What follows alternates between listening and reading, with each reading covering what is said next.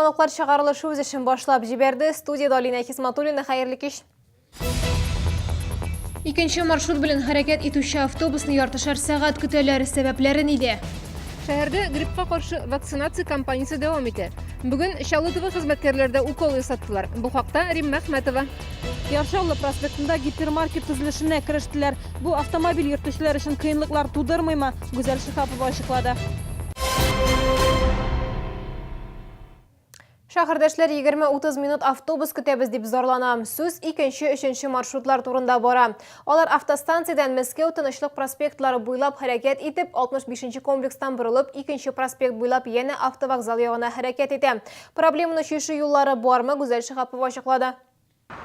65-нче комплекс тукталышында кеше күп түгел, 20 минут эчендә 3 автобус узды. Әмма бу һәр чакта да шулай түгел ди шәһәрдәшләр. И дети, внуки все мучаются. Такой комплекс огромный выстроили, столько детей, и маленькие, и большие школьники.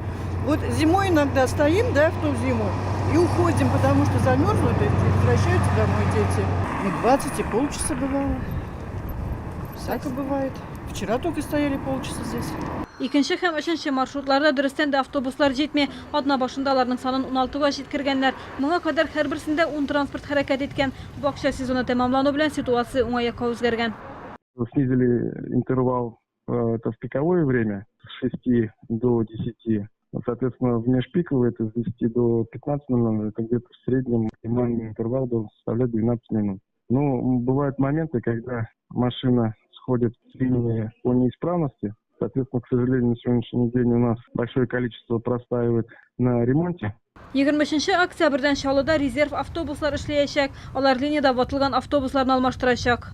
Планируется увеличить не количество одновременно ходящих единиц на линии, да, выполняется заказ согласно контракту и выдано определенное количество маршрутных карт.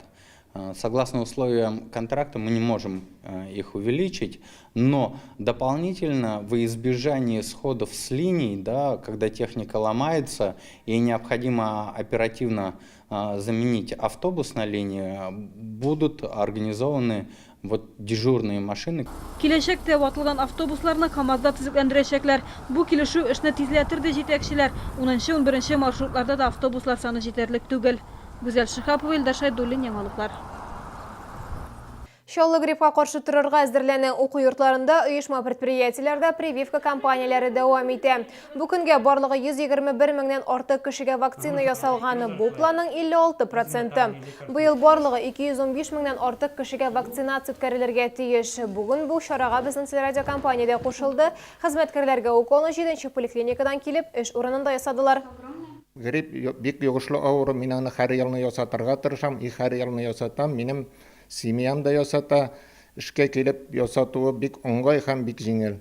Гриппка каршы прививка кампаниясе 15 ноябрьгә кадәр дәвам итәчәк. Уколны теләгән һәркем үз поликлиникасында яисә хезмәт урынында ясата ала. Чаллы урамнарында мобиль вакцинация да оештырылды. Иртәгә ул яр буе Тукай урамында көндезге сәгать 2-дән 4-кә кадәр үтәчәк. Шимбә көнне гриппка каршы прививканы көндезге сәгать 11-дә Яңа шәһәрдәге орган залы янында ясатырга мөмкин. Ул көнне анда Пилмән фестивале узачак.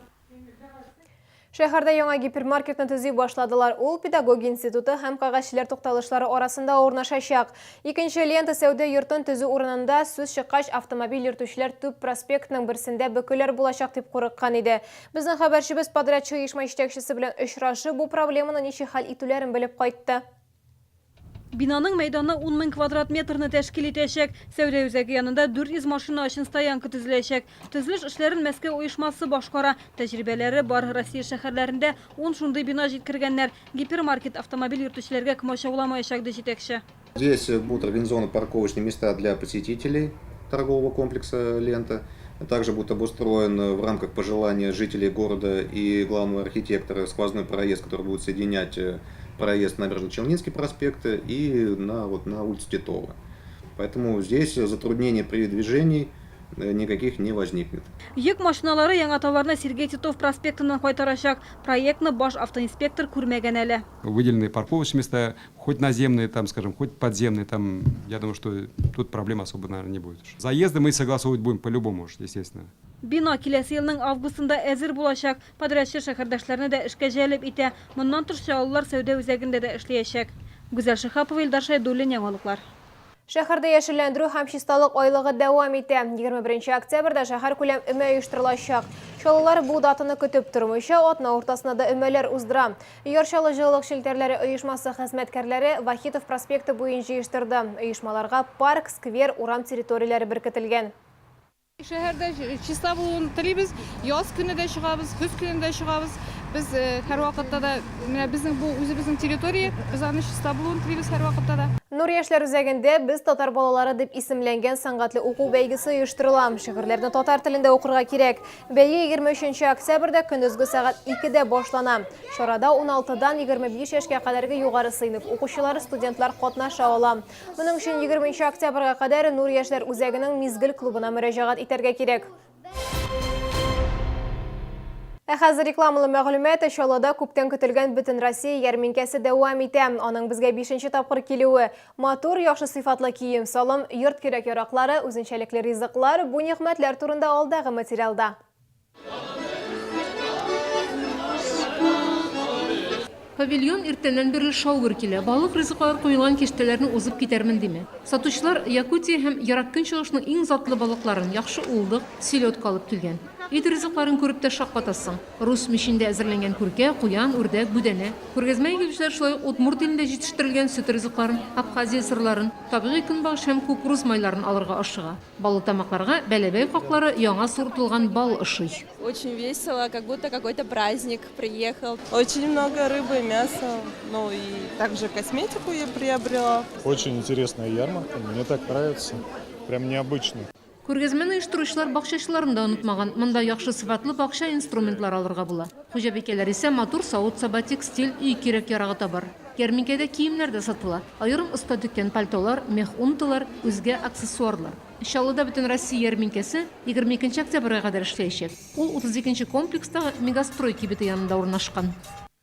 Бу сезгә әзерләнгән соңгы мәгълүматыбыз иде. Мин Алина Хисматуллина сезнең белән сау булашам. Игътибарыгыз өчен рәхмәт.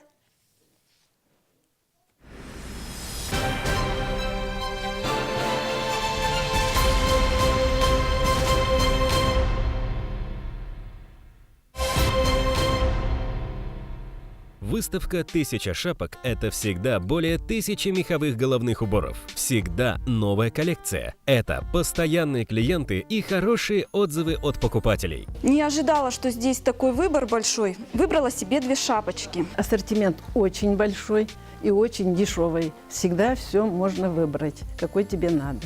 И зимний вариант, осенний. Выставка «1000 шапок» — это всегда доступные цены, потому что головные уборы мы делаем сами на специализированной фабрике. Береты из мутона от 1900 рублей, береты из норки от 4900 рублей, канадская норка от 9800 рублей, мужская нерпа от 3500 рублей. Фабричное качество меха — это долговечность. Приобретая товар на выставке «1000 шапок», вы получаете гарантию качества, красоты и тепла. С 20 по 22 октября в выставочном центре «Экспо Кама», Автозаводской проспект 52. Вашей голове понравится. Успей купить последние 15 квартир от 37 тысяч рублей за квадратный метр в жилом комплексе «Крылатый».